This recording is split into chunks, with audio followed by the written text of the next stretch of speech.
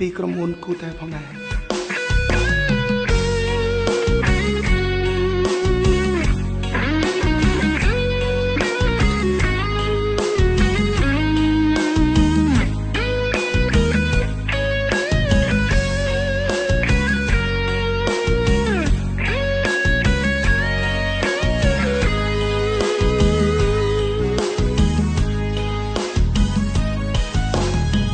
ព្រោះតែអត់លុយអូនសុំប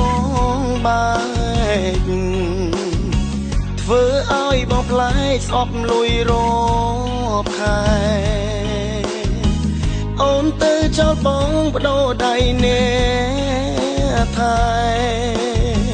ព្រោះអីដែលគេសំបោលុយចាយបងជាអ្នកក្រចេះត្រឹមតែស្មង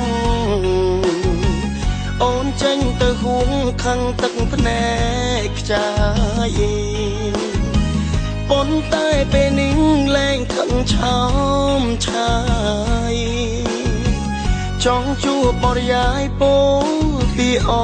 រគុណបែកអូនបងចេញតស៊ូឲ្យលើរឿងគូមានលុយចាយជាងពីមុន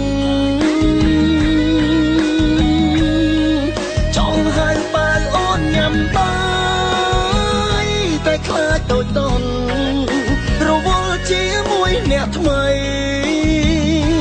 បេះដូងធ្នមស្រឡាញ់លើស្រីនៅតែស្មងសមានការងារល្អមួយជាគូថែលៀនបងលែងអត់ឃ្លានខ្លាចត្រូវជួបក្រតែរឿងបងភ័យខ្លាចគេមិនល្អថែស្នេហ៍ស្មោះសរអូនមិនបានយូរ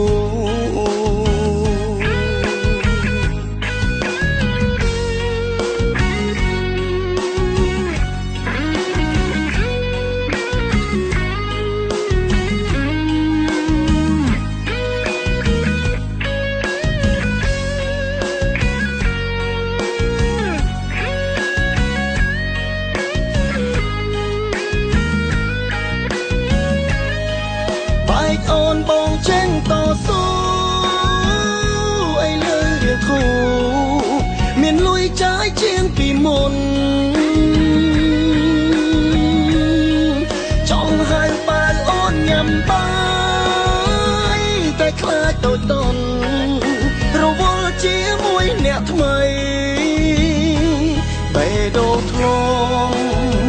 ស្រឡាញ់លើស្រីនៅតែស្មងសមានការងារល្អមួយជាគូថែលៀនបងលែងអត់ឃ្លានខ្លាចត្រូវជួបក្រតែរឿងបងភ័យខ្លាចគេមិនល្អថែស្នេហ៍ស្មោះសរអូនមិនបាន